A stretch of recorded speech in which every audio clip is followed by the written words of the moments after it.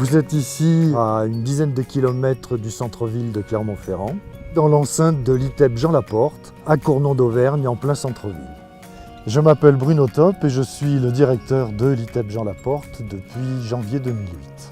Alteris, c'est une association qui est née de la fusion de deux associations, l'ARPEJ et la GSEM, qui intervient dans le domaine du médico-social, de la protection de l'enfance et du sanitaire.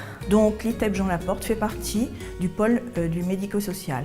L'ITEP est un institut thérapeutique, éducatif et pédagogique. Nous recevons des enfants de 4 à 16 ans, garçons ou filles, en difficulté psychologique, notamment les troubles du comportement. Mais une des particularités de ces enfants, c'est de ne pas être en capacité à pouvoir supporter la même chose sur un temps long. Par exemple, 3 heures de classe d'affilée, c'est souvent quelque chose de surhumain.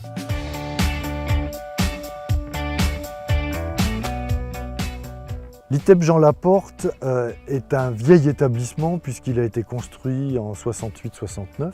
Certes, des travaux de mise à jour en termes de conformité ont toujours eu lieu, mais nous étions arrivés à un établissement inadapté par rapport à l'environnement social et l'accueil qu'on se proposait de pouvoir délivrer auprès de ces enfants. Il a donc fallu envisager de travailler l'ensemble des bâtiments et pour y parvenir de trouver des modes de financement compliqués dans une situation économique que vous savez difficile aujourd'hui. Donc il était naturel de se tourner vers nos partenaires historiques et très clairement l'offre de la Caisse d'épargne a été la plus intéressante pour nos financements. Nous l'avons donc retenu pour 2 raisons, un taux qui était le meilleur et des conditions de garantie qui étaient les plus adaptées au profit de notre association.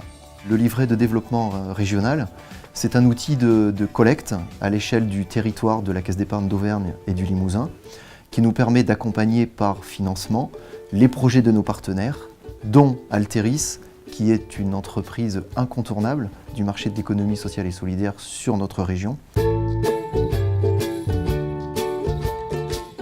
Le nouveau bâtiment nous permet aujourd'hui de recevoir 33 internes dans des chambres individuelles avec sanitaire.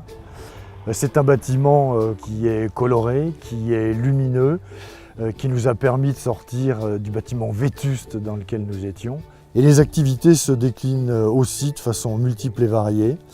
Activités sportives, nous avons aujourd'hui un magnifique gymnase avec 2 profs de sport compétents. Nous avons 9 enseignants de l'éducation nationale, donc des vrais, qui sont là pour délivrer une forme d'enseignement sensiblement différente de l'école traditionnelle. Nous les recevons d'abord en internat complet, d'autres dorment 1 nuit, 2 nuits, d'autres arrivent le matin, repartent le soir, certains mangent ici, il y a donc effectivement une restauration. Voilà, tout ce panel, nous utilisons tout ce panel de façon à vraiment essayer de proposer quelque chose de varié aux enfants qui en ont bien besoin.